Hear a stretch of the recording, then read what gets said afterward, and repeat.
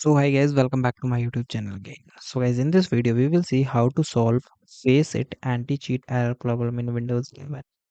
So guys, if you're facing such type of issues, so guys, here you see that I am the official website of Faceit, and on the working on the error, your system is missing import Windows security update. So guys, now this is the official page and it is updated all about 5 months ago. And guys, here it shows all the steps that helps to fix this error. So guys, if you encounter this error, so it's mean your operating system is missing critical security update, require our anti-cheat software. This article will guide you through the necessary steps. So first thing is it simply shows that update your system. For updating, simply go for the search and search for the check for the update. So guys, if any update is available, so guys, download and install. Okay. Second thing is guys, alternative update method. So guys, if window update is not working, so find new update so you can try the official website and Microsoft solution. So you find for the specify update for Windows 10 and the 11 on their specify page. Okay.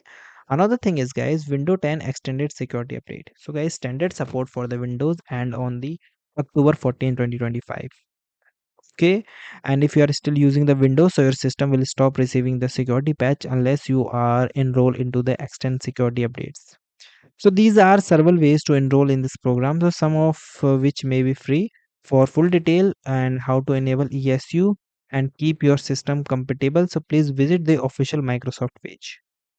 Okay, now if we're talking about some compatibility requirements, so they only support version of Windows 10 that are currently receiving the security update. It's include builds double 2H2 and higher. If your Windows version is older, so you must be upgraded.